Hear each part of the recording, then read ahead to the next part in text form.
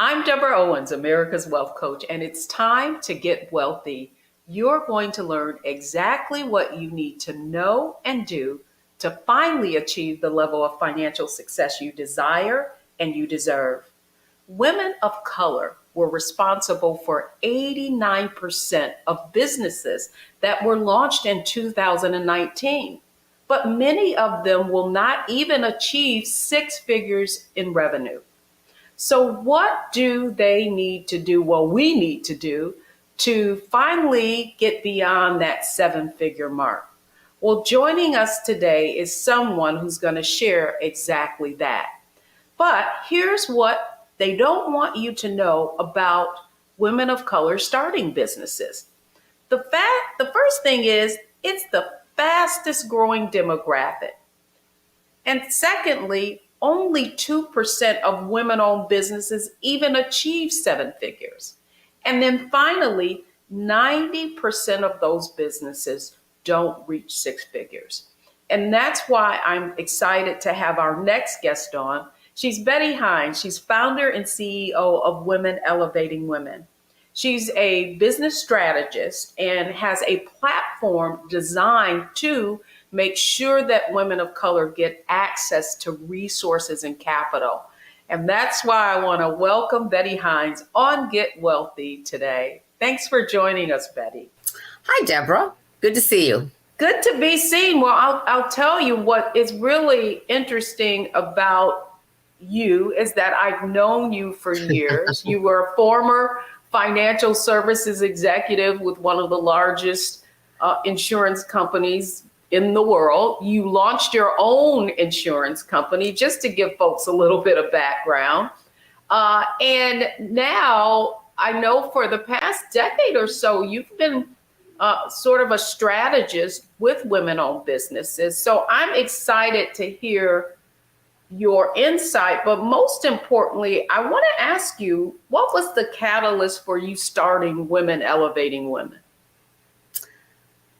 My purpose and vision for starting Women Elevating Women, or WOO, as we affectionately call it, is because I saw a high number of a large volume of women of color who just couldn't get past the six figures. They were stuck. And a lot of it had to do with their inability to access capital, and not just access capital, but secure the capital. And they didn't know about some of the basics, which I call my 5 C's of success. So for that reason, I wanted to reach out to them and also share with them my victories, and not just my victories, but my losses, because they can't always embrace your victories, but they can understand your losses and missteps. And I did not want them to make the same missteps that I do. So that was the catalyst. I wanted them to go further and elevate higher. It is true. Well, when you look at the statistics, Betty, that's one of the glaring aspects of entrepreneurship. And it's not just women of color who find it to be challenging. The truth is that 5 out of 10 businesses are going to fail within the past 5 years. Within the first 5 years. And so I think the question really becomes, how can you become successful in business? And I think that what I want to begin with is just the framework and the model that we use on Get Wealthy for success, and that's mindset, strategy, and execution. So I really want to start there with you, just around the mindset. What are the attitudes, beliefs, and behaviors that you believe women who are able to scale need to have? Thank you for asking that question, because what I did, my 5 pillars are based off successful women entrepreneurs and successful executives. And I will jump to the first one, which the 5 C's is collaborate. And we don't have that mindset. I don't like to say this openly, but we're getting better at it. Women struggle with collaborating with each other. And for that reason, one of the things that I demonstrate in the sessions that I have is that you can go further together if you collaborate. So that is one of the things. And the other one are the business connections. We don't do the introductions for each other. because you know somebody that I might know and vice versa. So why not share that introduction so someone else can take it a little bit further? And as you've heard this said many times, lift as you climb. And these are just basics that we need to teach and learn from each other. So the two key out of the pillars are learning how to collaborate and learning how to connect. Those are vitally important. And those are traits, behaviors. That's a mindset that we need to learn how to embrace. Well, it's interesting because I would submit to you that is not only relatable in entrepreneurship, but business as a whole. True. And so the next question that I have for you really is just around mindset. I know that there are a larger percentage of first generation entrepreneurs as women of colors and as women of color. And I wonder what your perspective is on that, maybe being an impediment to growing. No, I'm not so sure I would call it an impediment. It's a learning exercise, and that's all part of the mindset. When I was growing up, for me, didn't think about being an entrepreneur. It was always to work for somebody else. And to work for somebody else, scale that corporate ladder, and then you'll be successful. You'll be safe. So the mindset then was like you work there for 25, 30 years and then retire. And you're no more the good for that. You've helped that business soar and scale and be profitable. But they did that on your back. And that was one of the reasons why I made the decision to let's give it a shot. Let's become an entrepreneur. I'd rather have tried it than not try it. And we did do that when we decided to go out and become successful by launching a property and casualty company, a boutique company. So we did that. But it is a certain mindset. It's determination.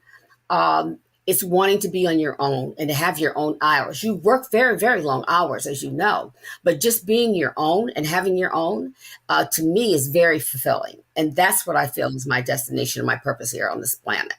Well, it's interesting that you characterized it in that way, because that's one of the mindsets that we really talk about on Get Wealthy.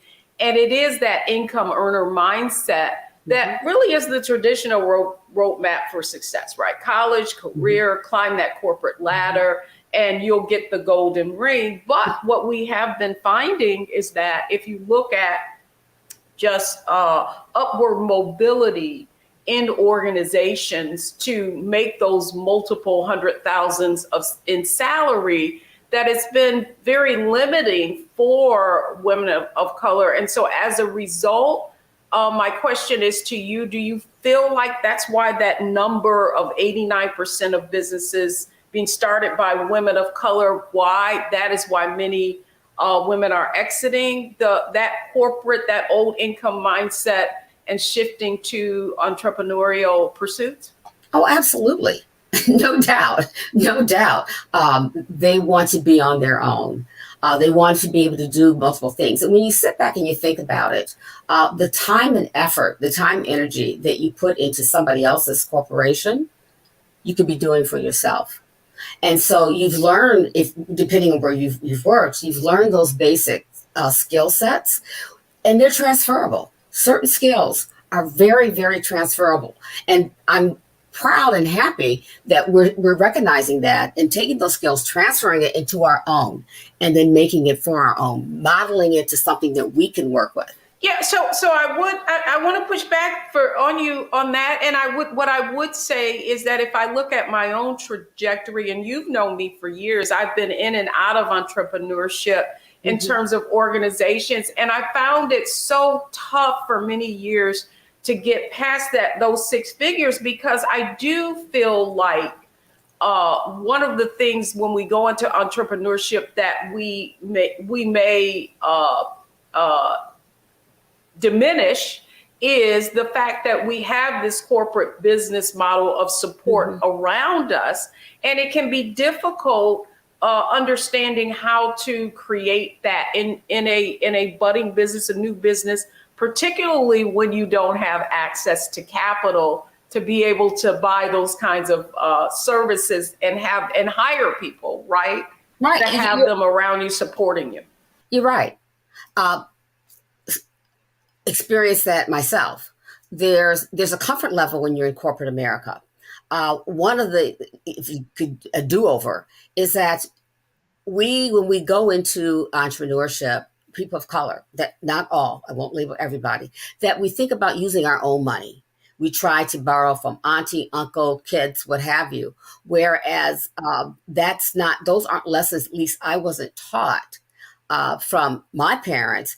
Use other people's money. I mean, you hear that phrase a lot, and it's not just using their money, but we need to be taught how do you get access and secure that money.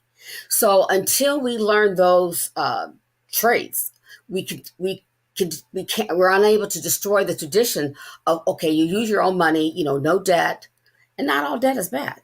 So that is a change in our thinking, and it has to be that we encourage the other entrepreneurs of color to do likewise. That is why I think it's important that they have models. And there's a saying by the 100 Black Men, and I'll probably slaughter it, but they say, if you see it, you can believe it.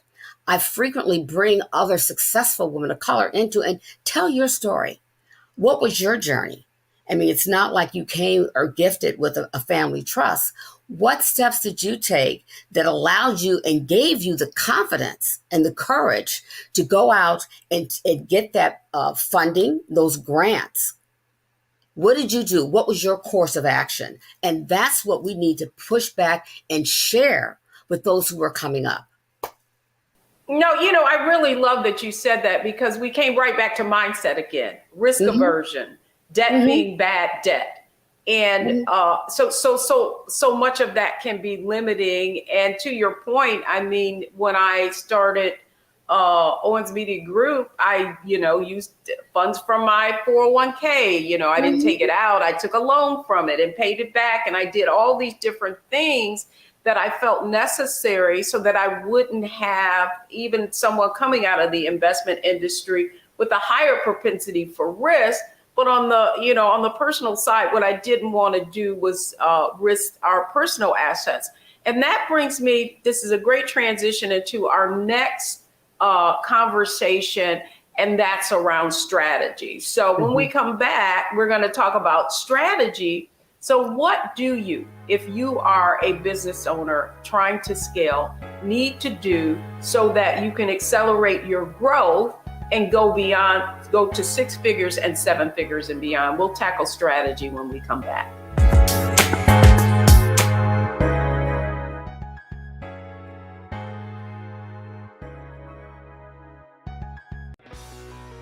Let's be honest, as successful women, we're crushing it. Maxed out 401k and Roth IRA? Check. Aggressive savings and investments? Check. Yet, the freedom our success was supposed to buy can leave us stuck on the 6-figure hamster wheel, watching retirement slip further down the road. There's another way. Get coaching courses and community at wealthyu.com.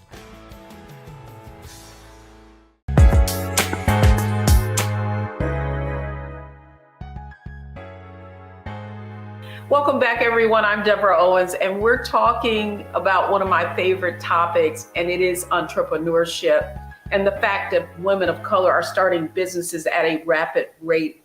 Joining me today is Betty Hines. She's a business strategist and also founder of Women Elevating Women, WOO, as they so fondly call it. Betty, I really admire the fact that you saw a problem. And this challenge really is with women of color not accelerating their financial growth. And in your business, you have a platform that provides resources.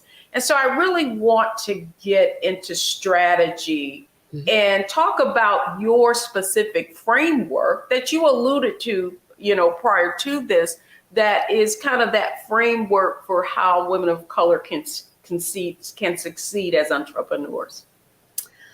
I share this with the women that I work with all the time, and that's we need to learn how to get out of our zip code. We so traditionally want to stay within our own little circle. We want to stay within our own little county and within our own state. You've got to spread your wings. I think that, and that's what I do with my platform. That's why it's virtual. You got to go north, south, west, east, and out of the country to get and gain knowledge from other resources. But that said, I am a huge proponent and I advocate peer advisory groups. And for a number of reasons. Get groups together so you can share your experiences with each other. Women learn best experientially and learning from other women and what they do and what they've done and how they got it done. So we shouldn't shy away from that. And not all peer groups are the same. But I encourage people getting with a peer advisory group. As they say, you can go faster alone, but you go faster together. It's great to be able to be in a peer advisory group. Bring your pressing issue to them if you have one, because you don't have a corner on that market. Some other business person has experienced what you have experienced. And so what they can do is share that knowledge to you. Like, look, and I don't care what industry you're in, because some will say, well, I'm in this field and I'm in that field. I don't care. You share the experience and they can give you some insight on how you can prove and how you can maybe do it a little differently. So that openness and willingness to accept that is the big part. That you don't know it all, and get in the right peer advisory group.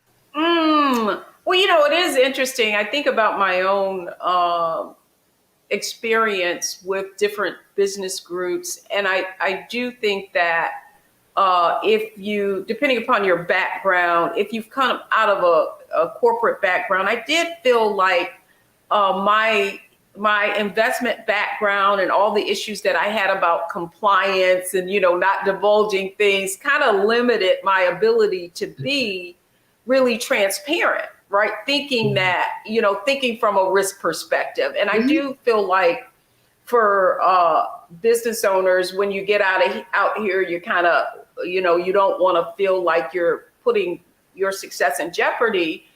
But one of the other questions I have for you is, you mentioned that you have a framework called the 5 C's. And you mentioned earlier, one was collaboration. What was the other one? It's connect, collaborate, connect. Mm-hmm.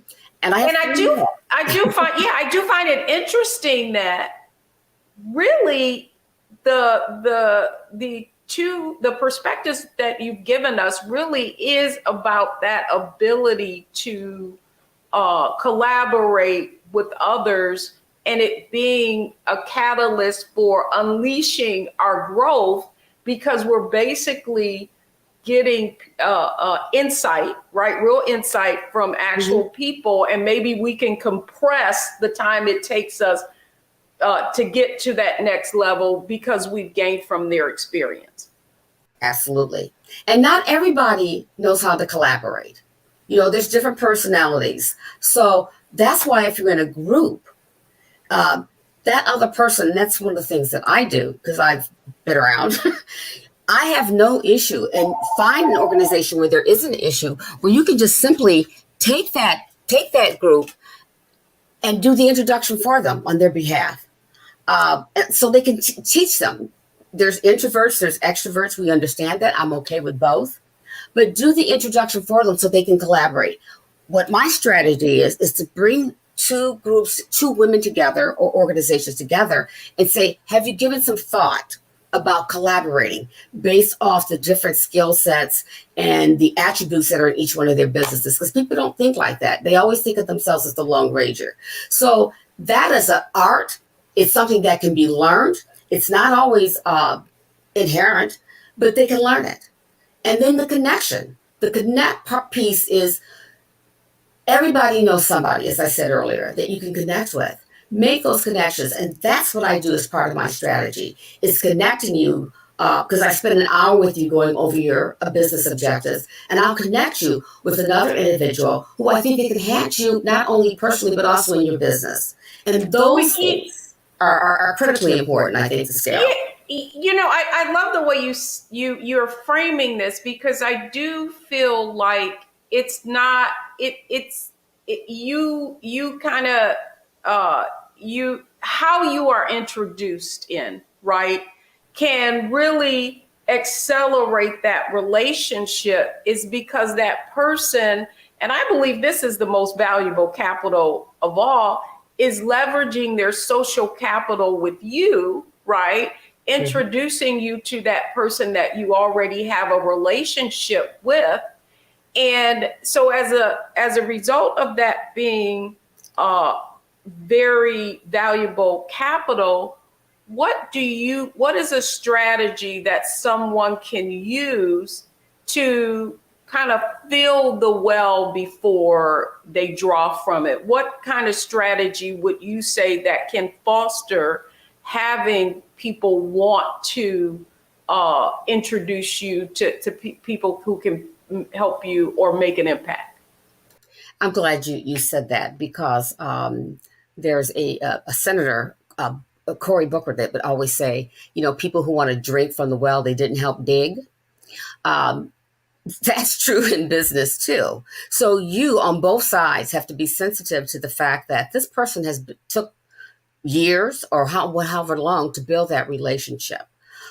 So I take that risk. I take that risk with individuals and make that introduction. And you're absolutely correct in doing those introductions, because if I'm going to introduce you to someone and they know me, in their mind, you've already been vetted. I'm not saying they're going to do their own vetting process, but that's like a thumbs up. Hey, if she said that, you need to meet with this person. So that's like a thumbs up. So in terms of those introductions, it is hard. And what we need to learn as women, if someone does the introduction for you, show gratitude. And not just gratitude, because they didn't have to do it. Then don't just take that relationship and run. Take the time to see, what can I do? And I don't want to always say reciprocity, but what can I do to support their efforts so they can continue to do it and go forward? Because it can be draining when you're constantly giving, and people are sucking all the information from you. You need to be fueled as well. So that is something else that I share with the women that I work with. There's a balancing act there. You can't just always take. You have to give as well.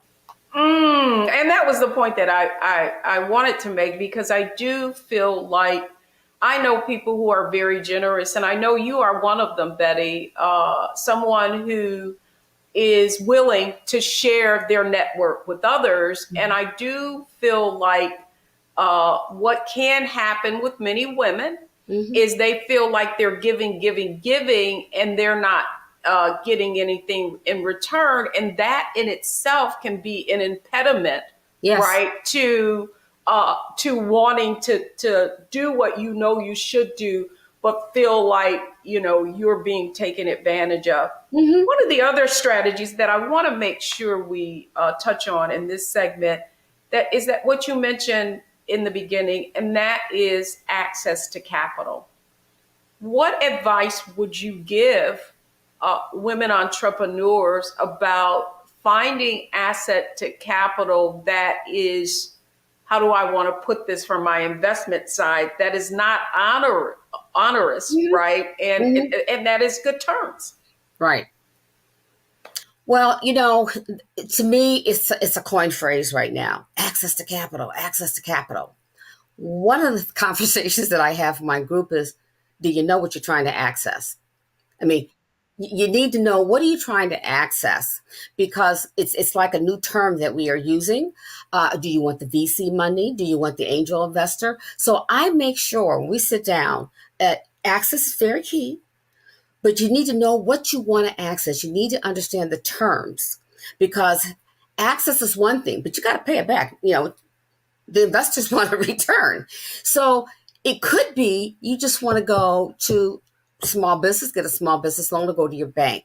So there needs to be the understanding. But having talked about the access, because we've talked about access, everybody, I shouldn't say everybody, but there's a lot of corporations, banks, who have you, in corporations jumping on access to capital, access to capital. It's out there, but securing it, to me, has been the stopgate for a lot of people. And I'm working through that right now. I know it's out there, but how do I get it? I mean, got everything in line, paper in order. When you gonna give it to me? How do you secure that? That's exactly right, and I feel like that's why that's the frustration that people feel, and so this is a great time.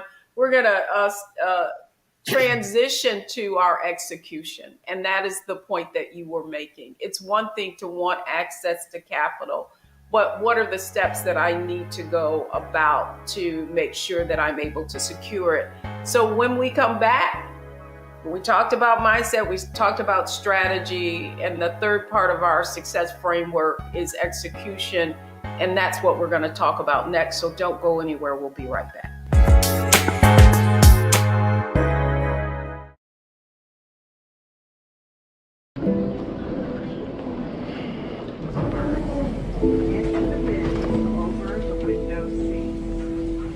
Are the only bins that will accommodate larger rollerboards.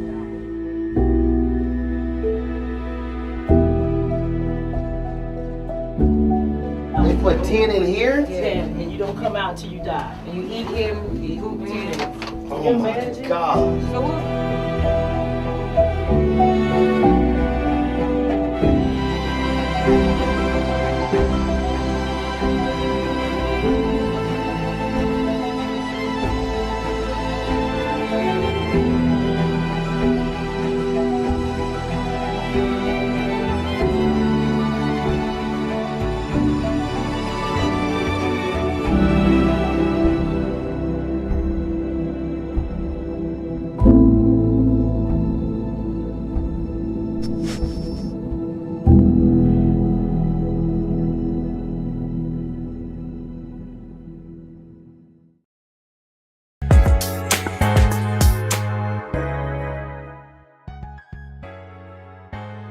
I'm Deborah Owens, America's Wealth Coach. You've been watching Get Wealthy, and hopefully you're learning something about getting wealthy through entrepreneurship. My guest today is Betty Hines. She is the founder of Women Elevating Women, and it's a virtual resource platform that helps women of color get access to resources of all kinds.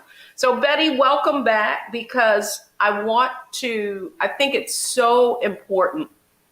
So often what I see with women is they have an idea, they write a business plan, they do all of the legwork, but then they don't execute, right? And I really want to talk about now, you have this 5C strat, the framework of 5 C's, which is your success framework and Women Elevating Women. What aspect of that helps women to stop thinking about it and actually get things done? It might sound very simple, but the other 2 C's are I have the communicate pillar. I have the communicate and the courage pillar. And if I can just explain what that means, the communicate pillar in terms of getting the access is branding. And that's what it falls under, branding. How are you communicating? And what I tell a lot of women, and these are just little basic things, and I am not judging, I'm just telling you what I know, is that when you're trying to secure the capital, when they first see you, it's like walking into the door of the bank. They see this. They see how you dress, they see your skin. They also see that when they go on your website and you're trying to brand. So that is very important. And I'm going to say this and don't mean to offend anybody, but take that selfie photo off your website. Because you're talking about your brand. And the other thing that I tell them too, and it doesn't take a whole lot. And the same is with your email. These are little simple things. I have a Gmail account. I have a Verizon account. But when you want to have your business account, spend a couple nickels, get you that, call it deborahowens.com or something, but have a business account. Look the part that you are a business. So that is, because that's what they see first. Before you even get in the door, they're going to do their homework. They're going to go on your LinkedIn. They're going to do some due diligence on who you are. So branding, I think we don't, the personal branding to me is very important in terms of getting your business and securing that capital. And the other piece is I talk about is courage. And I talk about courage to take care of your health and courage to take care of your wealth. Now I'm dipping into your side of the field, but without your health, you don't have your wealth. So I do bring people in. I've got doctors to talk about your health, particularly for women, because we think we're super women, and I know you take off that cape, but it was more prominent during COVID. We found ourselves, a lot of the women that I have, would have kids, they're fixing breakfast and lunch and they're doing this and they're doing that. And it was affecting not just the physical, but the mental health. So also the finance, stop trying to do it all. See someone like a Deborah Owens and the few money that you do have, learn how to invest those funds. You are not going to know everything. So get the right people on your team. And that is a critical piece, not just for your business, but for your legacy and for your family. So make sure, and I bring in people who are CFPs, I bring in financial people to talk to the group about how to protect your finances. Well, it is interesting. I think for entrepreneurship, very early on, even coming from this background, so much of my desire to want to be successful caused me to, because I didn't have that system in place that I had in corporate in terms of a 401k and all of the other benefits, the health savings accounts, the life insurance, all of those other benefits that I had through my employer. I really didn't know how to make that transition. And I think it goes back to mindset. Oftentimes, if we look at those statistics, what we see that the reason our businesses aren't moving beyond that 6-figure level is simply because we've created a job. And so we still have this employee mindset, even though we are a business. And so I guess my question to you, Betty, really is what, because I love the fact that one of those C's are courage.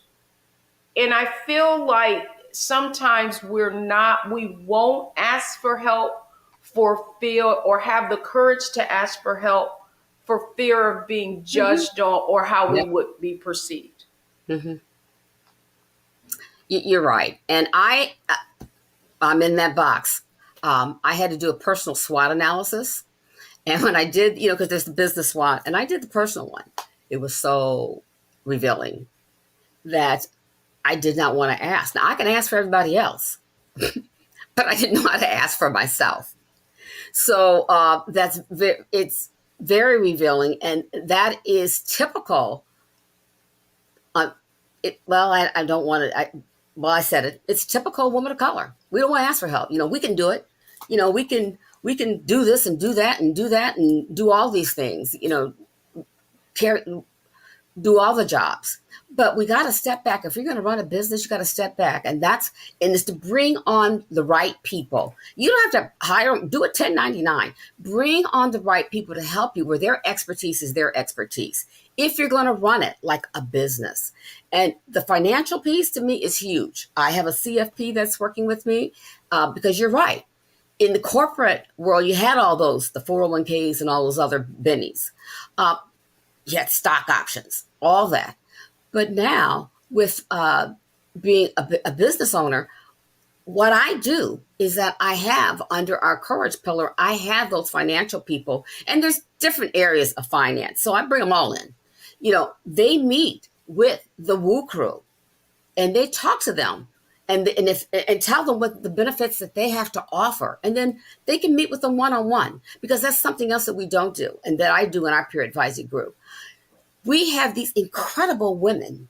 So I give you a platform to talk about what you do. There's nothing wrong with talking about your business. I have no problems with you soliciting business. If it's going to help someone else, that's why you're in Women Elevating Women.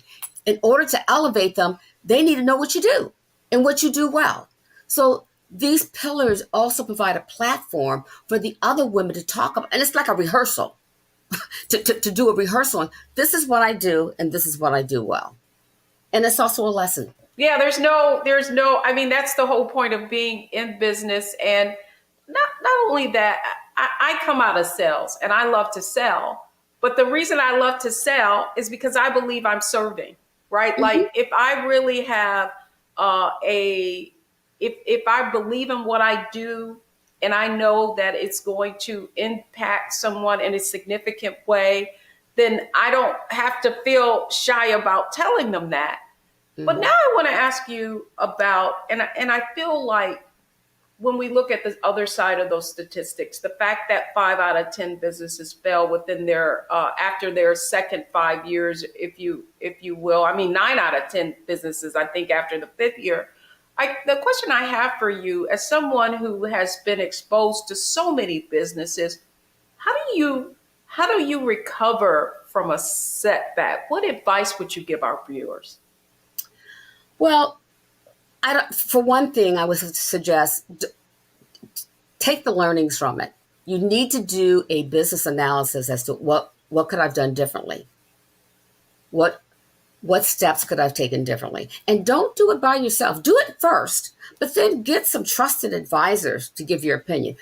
I would like to think that you have an advisory council, because if you have people, you don't have to be a $10 million or $20 million business. Get you an advisory council and run those. Make sure you're bouncing those ideas off your advisory council. Because well, Betty, you just mentioned that. I want you to explain to our viewers what an advisory council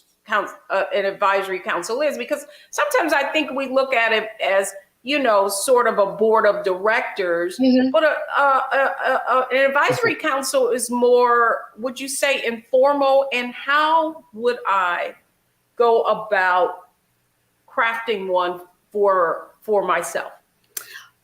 Great question. I have an advisory council. One of the first things I did is look at my own competencies, and I did like a grid. What are my strengths, and then things list the competencies that I need assistance with that I'm not strong in. Marketing and the social media and all that. And that's who you recruit, and you let them know up front, like, I need your support, not help. I need your support. I need your support in being on my advisory council to help me, to assist me in taking this to the next level. If you look at my website, take a look at the advisors that I have to the CEO. And we're going to be reposting my advisory council. But the advisors to the CEO, these women, 4 of them, are 50 fastest women-owned led business. You will find that women, and this is women, they want to help, but people have that fear. They don't have the courage to ask them for their support. Ask them. So they say no. And you're in sales. You know what a no means. That's just an opportunity to go ask again. So you ask them. Or it's not now. It's right? not now, right. So ask those people. Not. Yeah, ask those people to come on. That's what I did. And I've been very grateful that I do have advisors to the CEO that are doing $600 million and the first Black woman to take 2 companies public on the New York Stock Exchange and SPACs. And I have that. I have a marketing person doing $100 million that's going to take me up on, and I'm okay with it. I have no shame. Yeah, yes, I will be there. We can show me. But the council, you really need to get people, be honest with you first about, I'm not really good at that. Like, you could learn it, but why take the time when you have others out there that know how to do it, and that's what they do on a daily basis? Well, so I think you've given us so much wisdom, Betty, because I do feel like as a woman business owner, that when you see someone achieving a certain level of success, that you can feel like, oh, well, she's so busy, I don't want to be a bother. And I think, what I have learned, not what I think, what I have learned is it's those busy people that are the ones that are the most efficient and effective. And I think the other point that you just made is so poignant.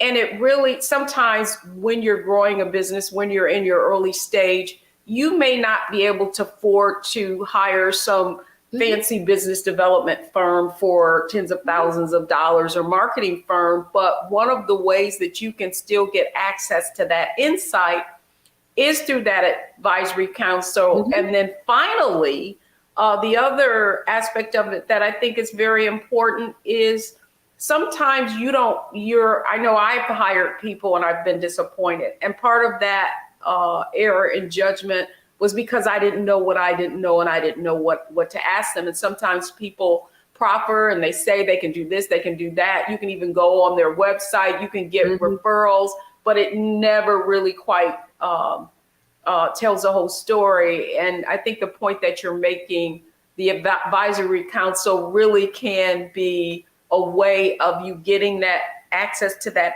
expertise, someone knowing your business as well, without having, to feel like you've got to have tens of thousands of dollars to do so. And you don't need to have 10, 12, 15 people. Start off, an area where you're comfortable with. You can have 2 to 3, but there's so much value in getting another opinion and to have another set of eyes on something, another set of ears on how do you think this is working, and be open for that positive feedback. That's good. That's good. Well, Betty, that takes us to our next segment, and that's our Analyze, Optimize, Maximize segment. You've covered a lot of ground, and so I want you to think of this next segment as our lightning round. How are we going to put all this together so that ultimately our viewers can take action on the great insight that you've given today? So don't go anywhere, folks, because next is Analyze, Optimize, and Maximize. We'll be right back.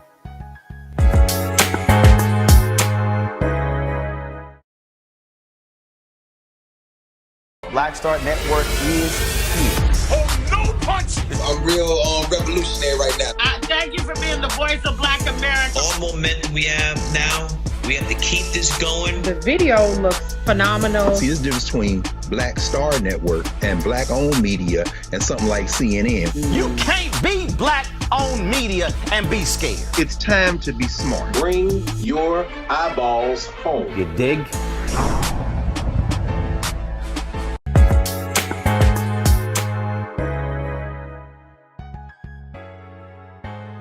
Welcome back, everyone. I'm Deborah Owens, and this is Get Wealthy, and we've been talking about entrepreneurship today. Women of color are one of the fastest growing segments. However, when you look underneath that hood, what you see is many aren't growing. And so joining me today is Betty Hines. She is a business strategist as well as founder of Women Elevating with Women, a virtual platform really designed to help women scale.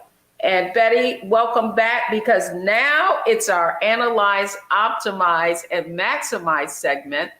And what I'd like for you to kind of share, I love the framework, so that if you can perhaps in this round, give our viewers an overview of what the 5 C's are all about. Sure, love to. The 5 C's are collaborate, connect, communicate, and we talked about courage. And courage is both the health and the wealth. And the last one is cultivate. Cultivate is we gift, just so you know, a membership to a nonprofit to each one of our crews. Giving back, cultivate women. And that's each one of them is a woman business owner or a nonprofit. So that's my 5 C's. And one of the things that really struck me that has been a theme through each one of the segments that we've been through, mindset, strategy, and execution, has been collaboration. And I wonder, as you look at other entrepreneurs and all of these successful entrepreneurs, if that's something that you have noticed about them that they have in common, that ability to collaborate effectively with others. Absolutely. In fact, they're based off successful women entrepreneurs and executives. You know, I've been doing this for a while, and I facilitated women who are from $1 million billionaires. they all have those characteristics in terms of collaboration, and they make those introductions for each other. They have the courage. They're going to take care of their health, and they take care of their finance, and they are always reaching back in terms of cultivating. So yes, these characteristics you will find in successful women. Just read about them, entrepreneurs and executives. And lastly, Betty, I'd love for you to leave our viewers. You have spent almost 2 decades advising and being very intimate with successful women entrepreneurs. If you could reflect on the one thing that you feel every entrepreneur needs to acquire, whether it be mindset, whether it be strategy, what's the one thing that you think is critical and that can make the most significant impact? I feel it's your personal brand. And with your personal brand, people might try to copy what you do, like how many CFPs are out there, how many doctors or OBGYNs are out there, but they cannot execute the way you do. So I think it's important that you have your brand, you know what your brand is. And if people want to model your brand, consider them a super fan. Don't take, that's a compliment. So once you have your brand, people know who you are and what you represent. The other things you attract the positivity. You have banks and corporations that want to partner with you. So I think first and foremost, establish your personal brand. That's good. And I think the point that you're making, Betty, and that the other side of that coin is sometimes as a woman entrepreneur, you might not be as forthcoming or as gracious or willing to collaborate for fear somebody might take your idea or that you'll be giving something away. When in fact, the point that you made, it's one of our 7 wealthy habits, is everybody has a unique competitive advantage that can differentiate them. And one of the points that you're making, that could be brand, and that's something that you've seen across the board on with successful women of color. Absolutely. Excellent. Well, Betty Hines, thank you so much for coming on and really sharing your wisdom on what women of color entrepreneurs need to do in order to accelerate their financial growth to 7 figures and on. Please tell our viewers how they can learn more about what you do. Sure. We just had our kickoff on January 11th, recruiting more Woo Crew members. Go to woocrew.com. That's WEWCREW.com. And you will enjoy hearing from successful women and testimonies. And then there's information on how you can become involved. Join us. That's awesome. Okay, well, folks, thanks for joining us on Get Wealthy. But before we go, here are the 3 takeaways from today's show. I'll share that with you when we come back.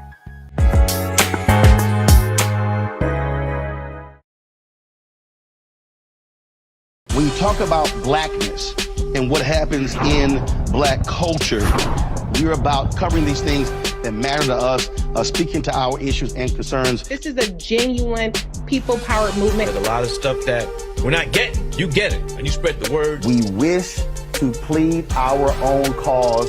Too long have others spoken for us. We cannot tell our own story if we can't pay for it. This is about covering us. Invest in black-owned media. Your dollars matter. We don't have to keep asking them to cover our stuff. So please support us in what we do, folks.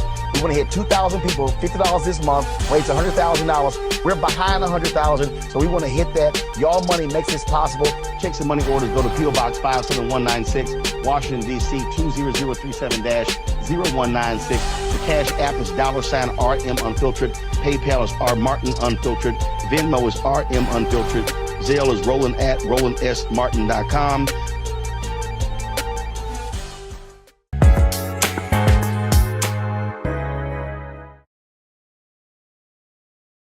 Welcome back, everyone. everyone. I'm Deborah Owens, America's Wealth Coach, and you've been watching Get Wealthy. And today we were talking about women of color and entrepreneurship. Here are the 3 takeaways from today's show. Number 1, proximity dictates performance.